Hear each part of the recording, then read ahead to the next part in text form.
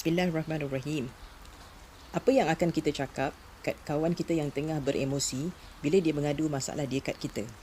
Beremosi tu boleh jadi sedih sangat ke, atau marah sangat ke, atau takut dan sebagainya.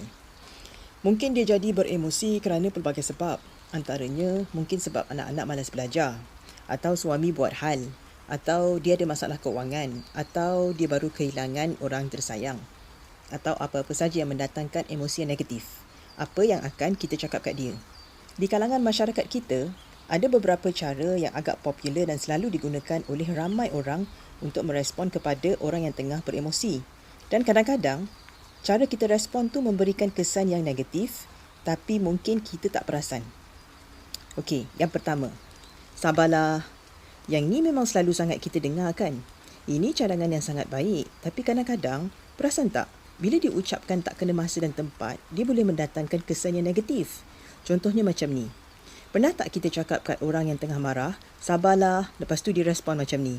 Sabar, dah lama dah aku bersabar tau. Selalu juga kita dengar macam ni kan? Kenapa jadi macam ni? Mungkin masalah yang dia hadapi tu dah berlaku dan berlarutan sekian lama. Tak pernah selesai. Jadi dia dah pendam emosi negatif ni terlalu lama. So bila kita cakap sabarlah, dia tak dapat menerima.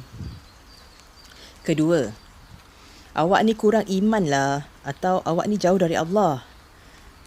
Well, kita manusia ni memang diciptakan dengan emosi. Emosi ni boleh datang begitu saja.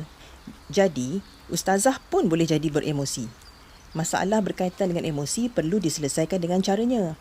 Contoh, kalau emosi sedih, emosi tu perlu diluahkan, dilepaskan. Kalau dipendam, lama-lama dia mungkin boleh jadi depresi. Jadi, orang yang beremosi tu bukan masalah kurang iman atau jauh dari Allah. Orang yang beremosi perlu belajar cara pengurusan emosi. Ketiga, saya punya dugaan lagi teruk tau. Kan tadi dia yang datang nak luahkan masalah dia kat kita. Sekarang kenapa pula kita yang luahkan masalah kita kat dia? Dia kan tengah beremosi. Apa kata kita bagi dia sedikit ruang? Atau, kalaulah masa tu kita pun tengah serabut dengan masalah kita, apa kata kita bagi tahu dia yang kita pun tengah ada masalah? Atau kita ajak dia jumpa kaunselor ke? Ini bukan soal pentingkan diri sendiri ya. Kawan tu kan, dia datang nak meluahkan masalah dia. Kalau kita pun tengah serabut, macam mana kita nak tolong dia? Okey, jadi itu cara-cara yang ramai juga orang guna. Tapi sebenarnya kan, apakah cara terbaik untuk kita merespon kepada orang yang tengah sedih? Saya ingin sharing contoh yang ada dalam Al-Quran. Saya pernah dengar Ustaz Noman Ali Khan cakap pasal topik ni.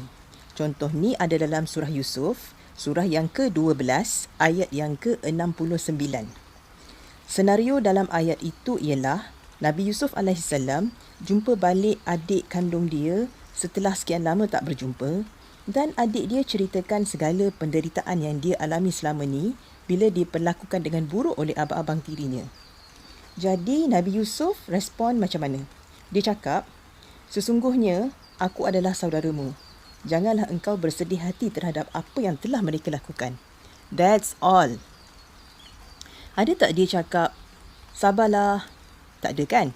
Nabi Yusuf AS adalah anak kepada Nabi Yaqub AS. Bermakna, adik kandung dia tu pun anak seorang Nabi. Sebagai anak seorang Nabi, kenapa dia tak suruh adiknya untuk bersabar atau ingatkan adik dia bahawa dia sedih sebab kurang iman atau jauh dari Allah? Sebaliknya, dia cakap, don't be sad. Ini respon dari seseorang yang meletakkan diri dia di posisi tersebut. Respon ini penuh dengan empati dan memberikan kekuatan. Kita ni kan, kadang-kadang, bila kawan datang mengadu masalah, kita dengar, tapi kita tak fokus.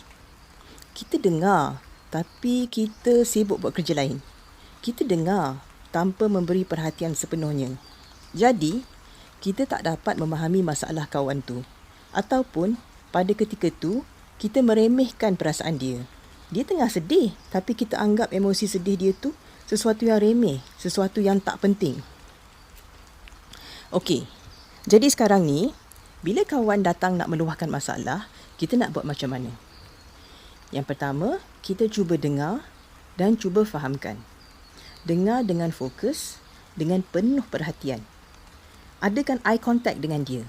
And please, jangan scroll handphone. Jangan judge. Jangan menghakimi dia. Sebab kita pun bukan hakim. Jangan bagi apa-apa cadangan kalau dia tak tanya. Jangan komen apa-apa. Jangan potong cakap dia. Just let her talk. Sesekali kita boleh anggukkan kepala atau ulang sedikit hujung-hujung ayat dia tu sebagai mengesahkan cerita dia. Cara ni sebenarnya secara tak langsung akan memberikan dia keyakinan yang kita sedang fokus mendengar.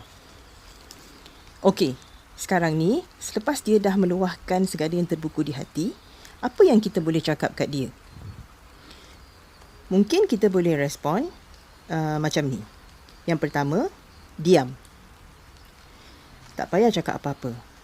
Sebab orang yang meluahkan perasaan kepada kita, orang yang meluahkan masalah dia kepada kita, sebenarnya kebanyakan masanya hanya perlukan seseorang untuk mendengar. Jadi, dia hanya perlukan seseorang untuk mendengar. Jadi, walaupun kita diam, perhatian penuh yang kita berikan kepada kawan tu sudah sangat mencukupi dan akan sangat membantu. Okey, yang kedua, mungkin kita boleh cakap macam ni dekat dia. Memang berat ujian awak ni. Patutlah awak sedih. Moga Allah beri awak kekuatan untuk melalui semua ni. Ataupun yang ketiga, kita boleh cakap macam ni. Kalau saya kan, saya pun tak tahu nak buat macam mana. Tapi kita kan ada Allah dan Allah Maha menolong. Sekarang ni awak perlukan apa? Bagi tahu saya, mungkin saya boleh tolong. Okey, ini pendapat saya saja. Pendapat anda macam mana? Apa yang kita boleh cakap kepada kawan yang tengah sedih untuk memberikan dia sedikit kekuatan? Apa kata anda kongsikan di ruangan komen? Sekian dulu ya. Saya Cikgu Sarah. Semoga video ini bermanfaat buat bekal perjalanan kehidupan anda. Terima kasih.